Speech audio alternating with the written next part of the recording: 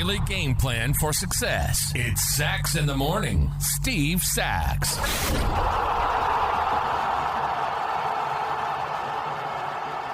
Hi, Steve Sachs here with Sachs in the Morning, and today is Monday, May the 15th. We're just about the halfway point of this month, and today we're going to talk about working as a team and the benefits of working as a team. And if you look across industries today, they're going so much more with the team-based kind of a structure instead of just being out there on your own. When I was in finance, all these companies now were going to the team structure, and there's reasons why.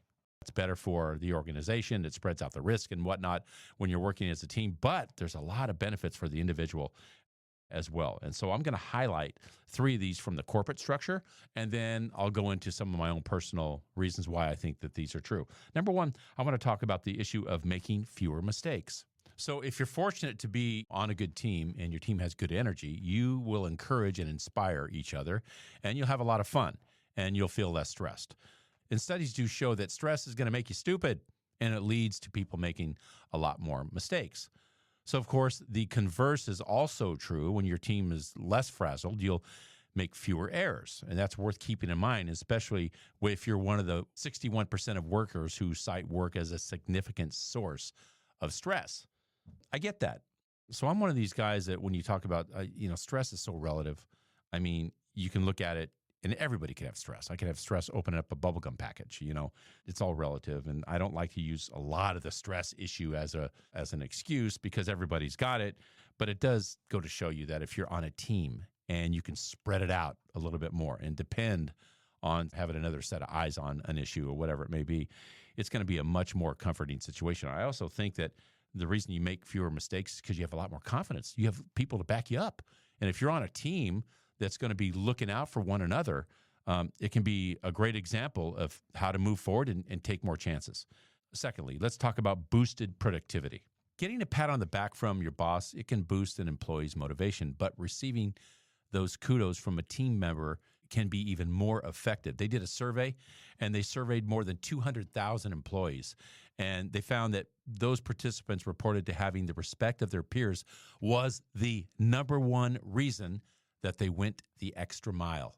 Notice they didn't say it was because of money. I usually find that money's like 3rd, sometimes 4th on the list, why people will talk about the advantages of working in a certain spot or leaving to go somewhere else. If they have the respect of their peers, that's the number one reason that people will go the extra mile. There's no question that I felt that way in my baseball career. Money was really not the first thing. You like I said, it's usually 3rd or 4th on the list. It's about having that respect. It's about having an environment where you are going to be put in a position to be successful.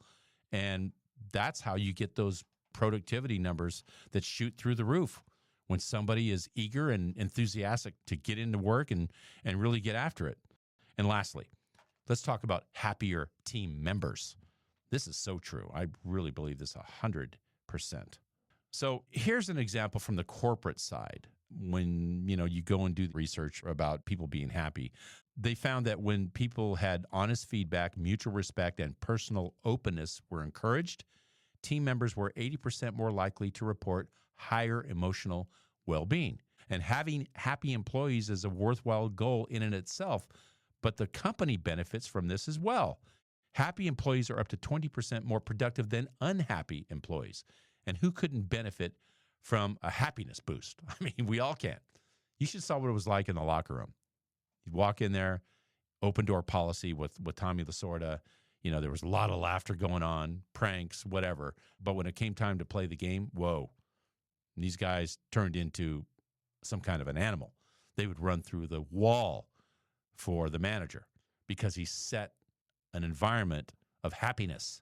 Tommy Lasorda always used to say, contented cows give better milk. And I think he was pretty much right about that. So the togetherness, the being on a team, sharing a common goal, and having fun while you do it. So what could be better than that? Doing what you wanted to do, getting paid for it, and having a great time while you do it. That's like heaven on earth. It really is. I can only think about the opposite of somebody that did what I did, like it was a professional athlete, like a boxer or a swimmer that did these things alone. I mean, boxer, you could share the success with your cut man or your corner guy. A swimmer, maybe if you're on a medley. You could share it with those guys, but there's nothing like sharing it with your teammates. Nothing like going through the pitfalls and then all the great things that you accomplish and sharing that with your teammates. How amazing is that? And that's my short for today. If you like what you heard, give us a positive review, subscribe, and share. Also, remember that the Sax in the Morning swag is now available on my Instagram site. Go to saxinthemorning_podcast. You'll see it right there on the Instagram, and just hit the link. Everything's there, mugs, hats, tumblers, you name it. Take advantage of it.